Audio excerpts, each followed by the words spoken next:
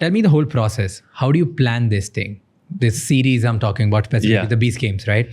Oh boy. Like give me like step by step, how many steps are involved. Obviously you can't tell everything because it will take like 5 days.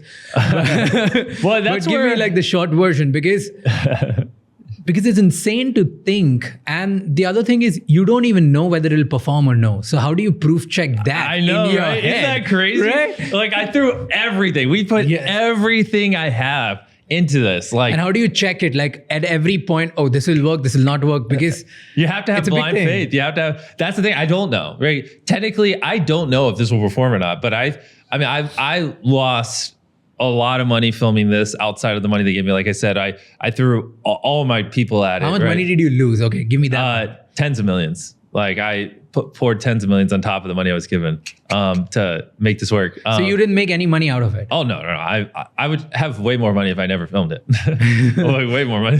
Why do you do? I mean, let it be. Like I think tons of podcasts have asked you the same question. Because the goal here is to make the greatest show possible. It's not to make money, right? Like which you can see when you watched it. Like you can tell. Like the goal is just to make phenomenal content. But yeah, so obviously step one is you just like I've wanted to do this for years, but we just kind of had to figure out what would make this different than a typical reality challenge show. Because one thing I think you might have noticed when you're watching it is like, if you watch normal reality shows, like they do a lot of cutaways and takeaways. So like something will happen and they cut to someone like in a room, like, you know, that they filmed after the show and get their thoughts on it, which I don't like. There's a lot of things that normal reality shows do that I didn't like. And so step one was like, how are we going to be different, right? Just like on YouTube, we didn't do what everyone else did. We formed our own lane. I wanted to figure that out. So, watched quite a few reality shows and just took notes on like, I don't like that they do this. I don't like that this. I don't like that.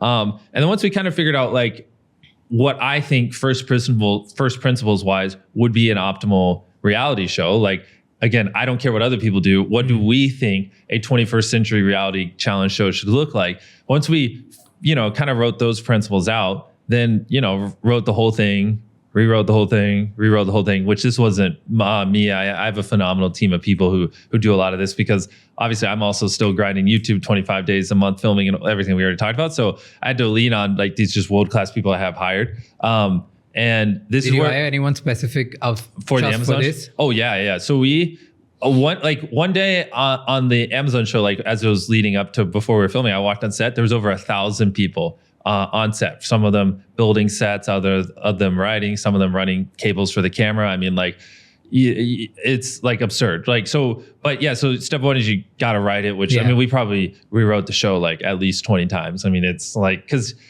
you don't really know what's possible, right? Like at one point I wanted to do this thing that we didn't end up doing, which is like, I wanted to go in a desert and when we had 50 contestants, I wanted to get like 50 machine guns. So picture like 10 machine guns and then below it another row of 10 machine guns, another row of 10 machine guns, another row of 10 machine. So like 5 rows of 10 machine guns each.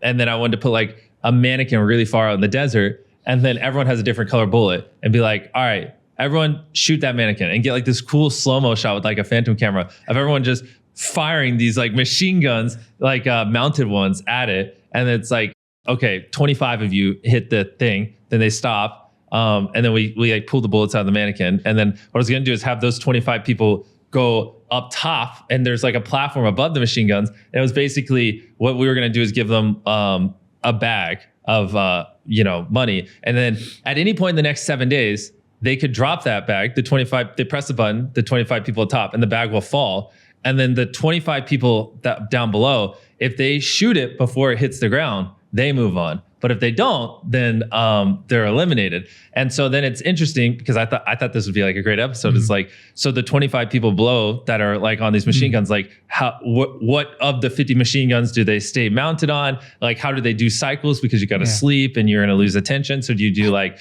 2 sets of 12 or 3 sets of 8 or whatever? And then the people up top, are they going to try to drop the bag at night during the day and they can drop it on the left side, the right side, and they can see the formation of the people down below. And then we were going to give them like 3 decoy bags so like they could drop them to see like what times the people are paying. I thought this would be really cool.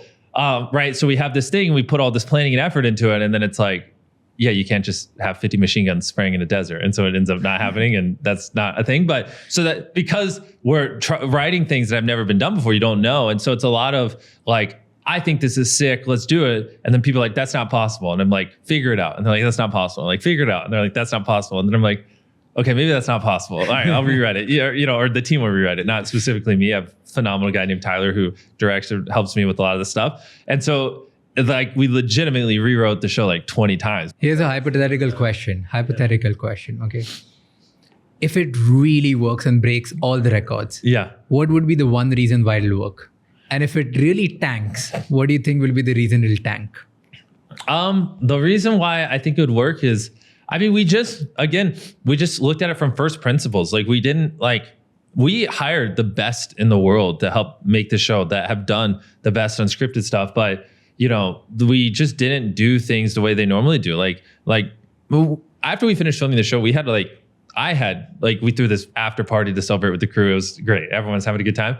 I had so many different of our producers and people who worked on the show come up to me and go like, I've worked on unscripted shows for 20 years, decades. And like, they're like, this is the most unscripted show I've ever been on. Like, you guys didn't tell people how to act. You guys just let the contestants, you created this own mini world where the contestants were just them, and you just captured it, and you had the infrastructure to capture, and you didn't make them be people they're not, and like a lot of these things. And so that's one reason why I think it'll do well. Another is like, no one's ever built sets like these. Like that first set you saw, like you could fit all of Wipeout in there. You could fit all of Jeopardy in there. You could fit all of American Ninja Warrior, all three of them in there. And it still wouldn't be as big as that first room. So the grandiose of the sets, I mean, no one's ever had this many contestants. No one's ever had this large cash prize. We gave away more money than any game show in history. Thank you so much ये clip and तक देखने के लिए. अगर आपको और भी ऐसी क्लिप्स देखनी है तो राज शमानी क्लिप्स चैनल को सब्सक्राइब कर लीजिए.